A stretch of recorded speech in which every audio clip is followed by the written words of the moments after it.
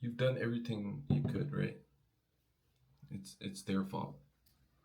You're out of shape because you appreciate food, and when you spend time with people you like um, indulging. The reason you're broke is because of the bills. It's because people don't like the employers don't pay you enough. The reason you don't like yourself is because someone treated you poorly when you were a kid, and you internalized that, and now you see yourself that way. No one should have treated a kid like that, right? Is that what it is? Or is it easier to blame your misfortunes, your bad luck, the bad stuff that you've been through in life? Is it easier to blame those on something external? See, that was me when I was young. I used to get defensive. I used to find circumstances and places to blame when I was called out, by family, by friends, by my parents, by my sister and all that. Why? Why did I do that? Because it stings a bit to take responsibility, right? Especially when you're not trying to make mistakes, right?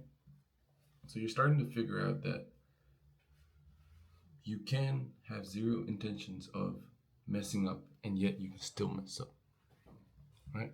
Welcome, welcome to the world of taking responsibility. So we'll try to break down why it's important to take responsibility and how you can start taking on more responsibility, right? So let's start with why should you even consider taking responsibility, and what should you take responsibility for? No, you might be in a position right now where you might not necessarily be proud of yourself. You thought you'd be ahead somewhere, not in this current situation. But if you're not being intentional about what you're doing and how you're doing things, life can pass by real quick, very fast. Before you know it, it's been weeks, it's been months, months pass by. And the situation you're in right now, whether you're out of shape or whether you're in debt, I really want you to drill this in deeply. It's because of you. Now, I'm not saying this because I want you to, pity yourself a bit more, or like push you further down into your pity pool. I'm not doing that. What I'm trying to do is get you to realize that every bad situation, every bad situation that you were in, every situation that's made you feel like you're a bad person, right? Or every situation that you messed up in, you were the common denominator. You were always a part of a situation that's made you feel less proud of yourself right now. And I want you to realize that you are the sum of all your decisions and actions. You right now, basically, you are the sum of all the decisions and actions you've taken in the past. Whether you're in a good situation or whether you're in a bad situation, you caused it, no one else. The only thing you can control. If you're anything like me, or if you're anything like who I was before, that hurt you a little. Because how can it be your fault, right? See, I wasn't trying to make you feel like a victim. I was trying to give you some hope. See, there's so many things outside of your control in this world.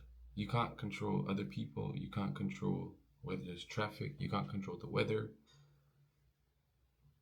But there's one thing you can control. And honestly, it might be the only thing you can control. And that's you. How you choose to respond, what mindset, what your mindset is, what you do, what you eat, what you do with your time, what your attitude is, what perspectives you have. That's within your control. That's the only thing in your control. And if you're not proud of where you are right now, that's fine. At least you have the awareness and the humility to say, okay, I really don't like where I'm at right now. See, here's the thing, right? If you are the sum of all your decisions and your actions from the past, then that means that the decisions and actions you take from now on will determine where you'll be in the future. And to bring about change, you have to change what you do. Okay? Not what you say you're gonna do, but what you do. That's the only thing that will bring about change. You can't be doing the same things and expect different results. That's just foolish at this point. So, what do we do with this information, right? First of all, you forgive.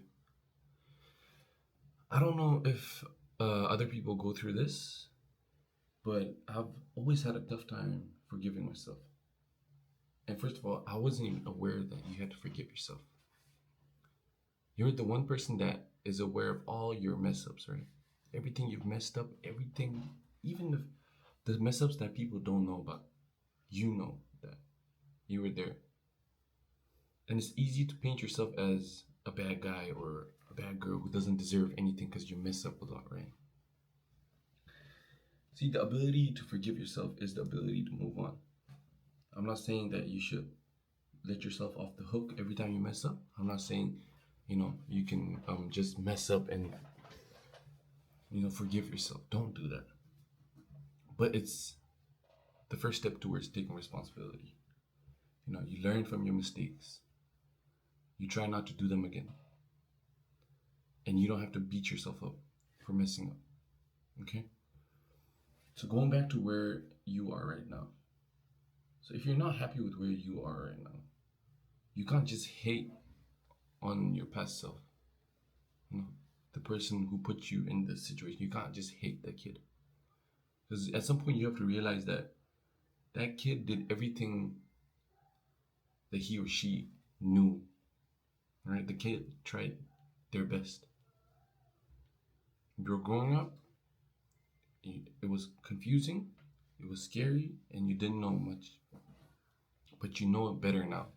You know that you do not like the situation you were in right now. So how can you take responsibility? See, the future comes to you in small increments of now. You don't just get to the future, you know? So you do what you can to put yourself in a better position today. So what can you do today to put yourself in a better situation tomorrow? You have to take it one day at a time.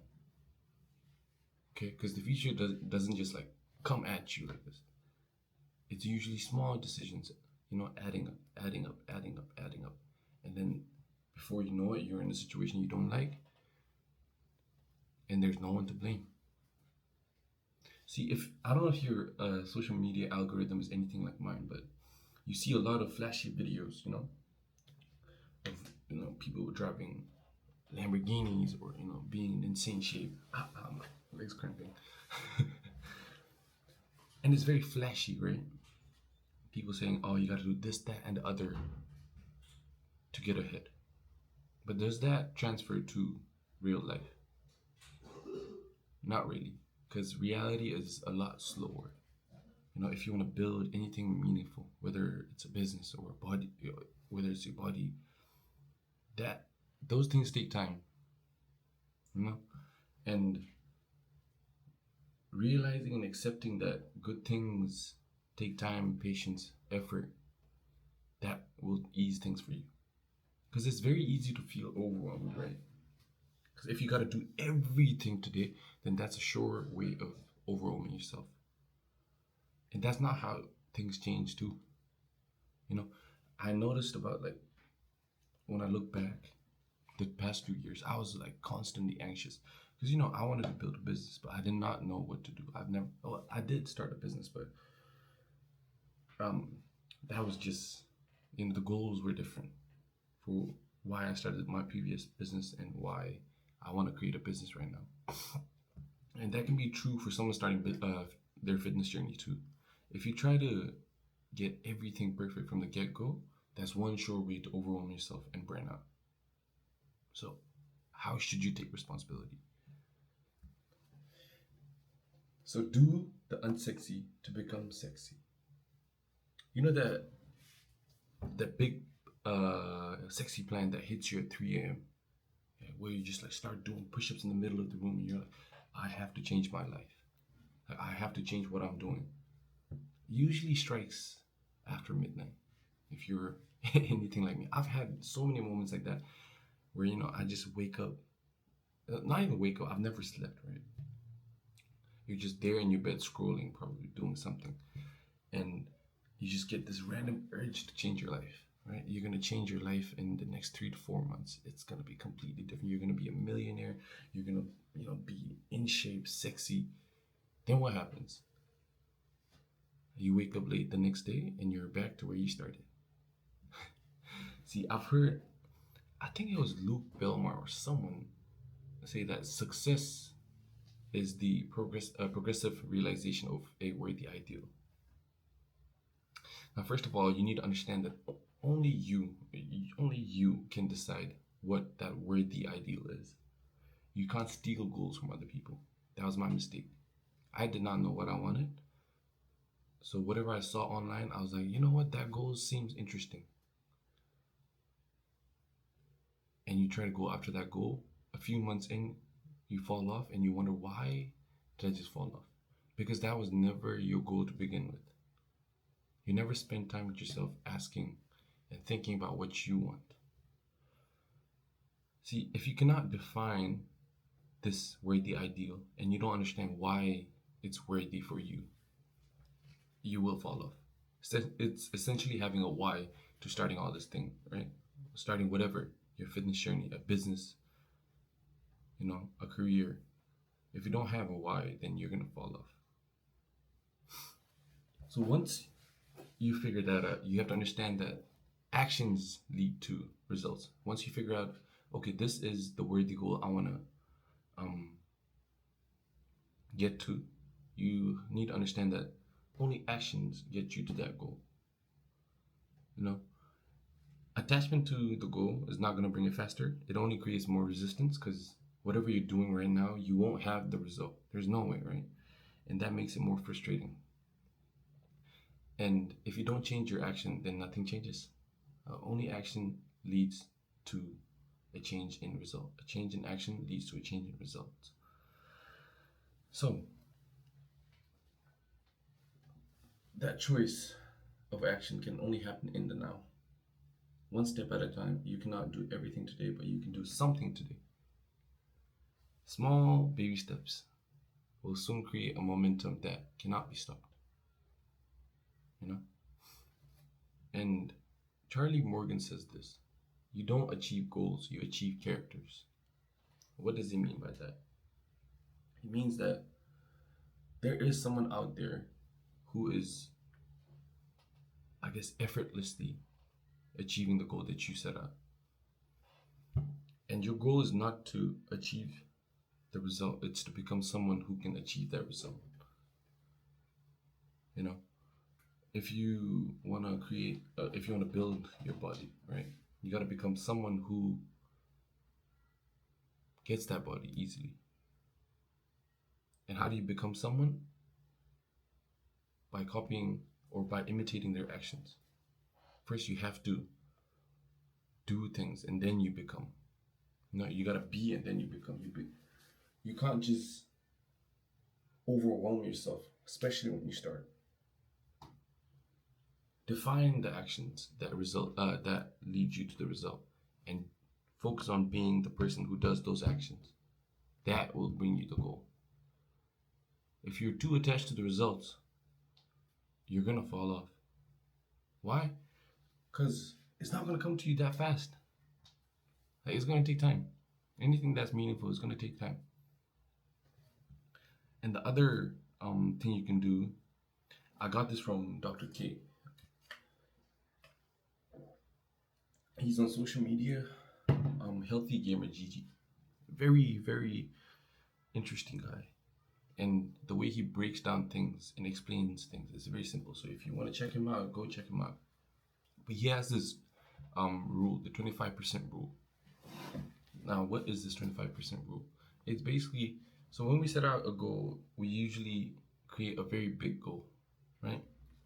And it's overwhelming, I guess, to set out a big goal and not know how to get there, right? You want goals where you can do things and achieve it. If let's say I want to start, not even let's say I want to start building a business, and if my first goal is to make a million dollars, then that's overwhelming for me. Why? Because I never even made $1,000 um, doing my own business, right? So what is the 25% rule? You have your big goal, right? You have a big goal, and you break that down by 25%. You take 25% of that big goal, and then that's your starting goal. That's where that's the first goal you go after. Now, this does two things, right? Well, if I didn't explain it properly, let me do it. Let's say you want to lose 10 kgs. You break that, you take 25% of that. Now your goal is to lose 2.5 kgs. That's where you start. It does two things. Number one, motivation. It's a lot easier to burn 2.5 kilos than it is to burn 10 kilos. And the feedback you get from what you're doing, that's going to be faster. It's going to keep you motivated because what you're doing is working. When you understand, when you start seeing the results of what you're doing, then it becomes easier to stay on track. And number two, it's realistic. It makes the goal seem more achievable. Imagine a kid who hasn't even worked and his goal is to become a millionaire. You know how that's going to go. And I know that your ego must be saying, oh, that goal is a bit too small. You know, that goal is beneath me. Be honest. I know you've set goals. I know you've set big, atrocious, sexy goals, right? Where has that gotten you? And you keep doing the same thing. You can't do the same thing and expect different results. Like we said before, it's a recipe for disaster. And I'm saying all this because I had the same issue. I'd set these big, big goals, right? And within a few months, I'd fall off. Why? Because those goals weren't realistic, did not seem achievable. So yeah, do the unsexy, do the work. You will become sexy. Break the goal down, make it more achievable. If you gotta eat an elephant, you start with one bite. And to end this video off, I just want to congratulate you for realizing that you do need to take responsibility for yourself. That in itself is a big step that you're taking. So good job. I'm out.